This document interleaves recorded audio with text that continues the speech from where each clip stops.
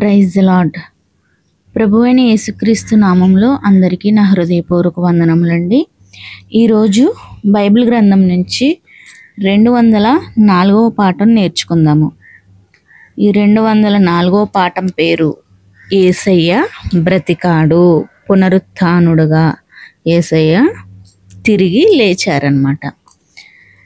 ఈ పాఠంలో మనం తెలుసుకోబోయే విషయాలన్నీ కూడా బైబిల్ గ్రంథంలో మత్తయి సువార్త 28వ అధ్యాయము, మార్కు సువార్త 16వ అధ్యాయము, యోహాను సువార్త 20వ అధ్యాయాల్లో రాయబడి ఉన్నాయి. అలాగే లూకా సువార్త 24వ అధ్యాయాల్లో రాయబడి ఉన్నాయి. ఈ పాఠంలో 3 విషయాల గురించి మనం తెలుసుకుంటాం. మొదటి విషయం, యేసయ్య పునరుత్థానమయ్యాడు. రెండవ విషయం, సమాధి దగ్గర జరిగిన సంఘటనలు. మూడవ విషయం, యేసు కొంతమంది స్త్రీలకు కనిపించాడు. ఈ 3 విషయాలు ఇప్పుడు ఈ పాఠంలో మనం చూస్తామండి. ఈ పాఠంలోనికి వెళ్ళే ముందర మీ అందరికీ నా రిక్వెస్ట్, యెహోవా వాక్యం అనే ఈ యొక్క యూట్యూబ్ ఛానల్ని సబ్స్క్రైబ్ చేసుకోండి. ఈ వీడియోస్ని లైక్ చేయండి. చాలామంది చూస్తున్నారు కానీ ఎవరు లైక్ చేయడం లేదు. మీరు లైక్ చేయడం ద్వారాగా అనేక మందికి ఈ వీడియోస్ అనేవి రీచ్ అవుతాయి. మరి లైక్ చేయండి. మీ అభిప్రాయాన్ని కామెంట్ రూపంలో మీరు తెలియచేయండి. ఈ పాఠాన్ని ఇప్పుడు తెలుసుకుందామండి. సమాధి ఖాళీగా ఉండడం చూసి ఆ స్త్రీలు అవాక్కయ్యారు. మగ్దలేనే మరియా పరిగెత్తుకుంటూ సీమోను పేతురు దగ్గరికి, యేసు ప్రేమించిన ఇంకో శిష్యుడి దగ్గరికి, అంటే అపోస్తలుడైన యోహాను దగ్గరకు వెళ్ళింది. అయితే సమాధి దగ్గరే ఉన్న మిగతా స్త్రీలు ఒక దేవదూతను చూశారు. సమాధి లోపల తెల్ల బట్టలు వేసుకున్న మరో దేవదూత ఉన్నాడు. ఆ ఇద్దరిలో ఒక దూత వాళ్లతో ఇలా అన్నాడు, భయపడకండి. సిలువపై మరణశిక్ష వేయబడిన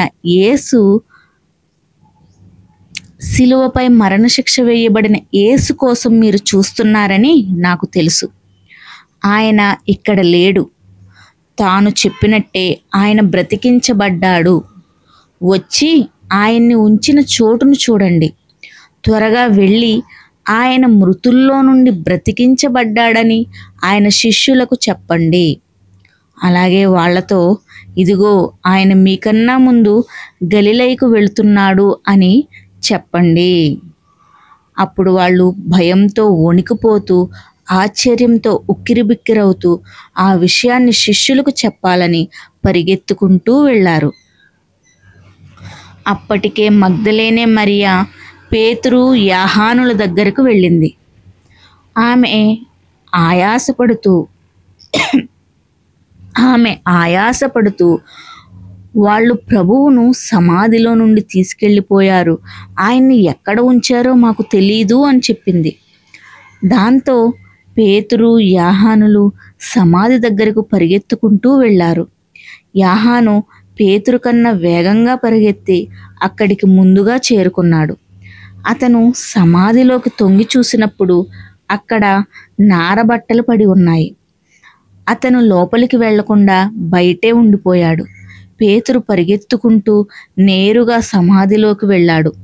అక్కడున్న నారబట్టల్ని, యేసు తలకు చుట్టిన వస్త్రాన్ని చూశాడు. తరువాత యోహాను లోపలికి వచ్చి చూసి మరియ చెప్పింది నిజమేనని నమ్మాడు. అయితే తాను తిరిగి లేస్తానని యేసు అంతకుముందు చెప్పిన విషయాన్ని వాళ్ళు గ్రహించలేదు.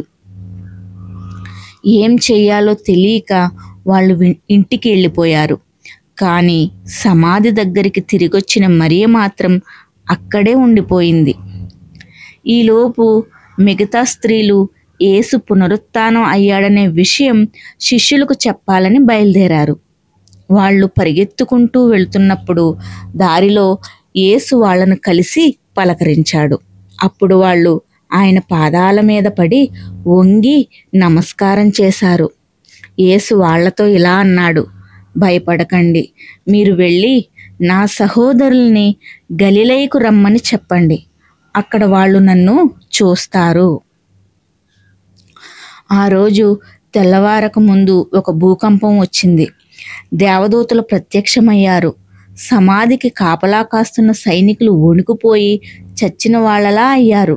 వాళ్ళు తేరుకున్నాక నగరంలోకి వెళ్ళి జరిగిన వాటన్నిటి గురించి ముఖ్య యాజకులకు చెప్పారు. అప్పుడు యాజకులు యూదుల పెద్దలు కలిసి మాట్లాడుకుని జరిగిన విషయాన్ని దాచిపెట్టమని ఆ సైనికులకు డబ్బులు ఇచ్చారు. రాత్రిపూట ఆయన శిష్యులు వచ్చి మేము నిద్రపోతున్నప్పుడు ఆయన్ని ఎత్తుకెళ్ళిపోయారు అని చెప్పమన్నారు. కాపలా కాస్తున్న సమయంలో ఎవరైనా రోమా సైనికులు నిద్రపోతే వాళ్లకు మరణశిక్ష విధించేవాళ్ళు.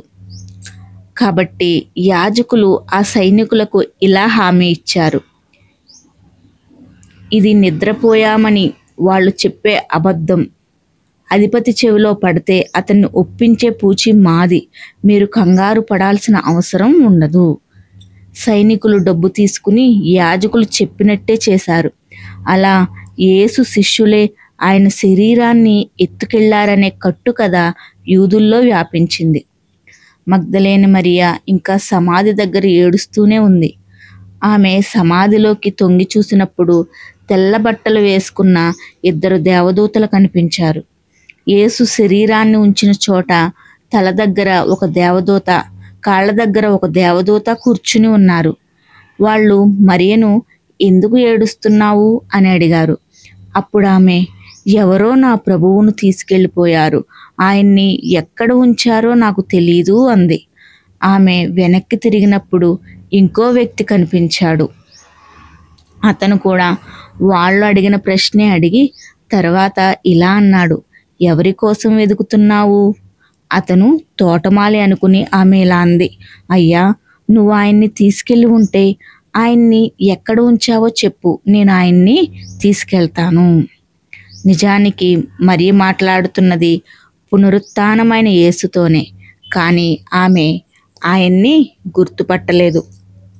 ఆయన మరియా అని పిలవగానే తనను అలా పిలిచేది యేసేనని గుర్తుపట్టి ఆమె సంతోషంతో రబ్బోని అంటే బోధకుడా అని పిలిచింది.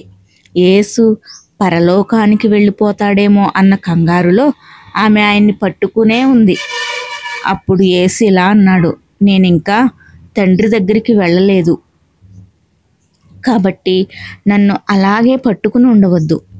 అయితే నా సహోదరుల దగ్గరికి వెళ్ళి, నా తండ్రి మీ తండ్రి, నా దేవుడు మీ దేవుడు అయిన ఆయన దగ్గరికి నేను వెళ్తున్నాను అని చెప్పు.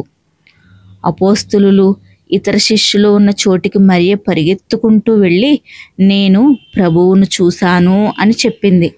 అప్పటికే ఇతర స్త్రీలు కూడా ఆ విషయాన్ని వాళ్లకు చెప్పారు. అయినప్పటికీ వాళ్ళకు అవి అర్థం పర్థం లేని మాటల్లా అనిపించాయి. విన్నారు కదండి, ఈ పాఠంలో యేసయ్య తిరిగి పునరుత్థానమైన సంగతులను మనం ఈ పాఠంలో చూసాం కదా.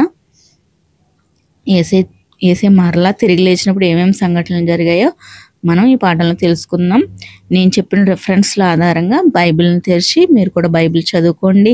దేవుని యొక్క మెండైన జ్ఞానంతో అందరూ నింపబడాలని ఆ దేవుణ్ణి కోరుకుంటూ దేవుడు మిమ్మల్ని దీవించునుగాక. ఆమెన్. God bless you.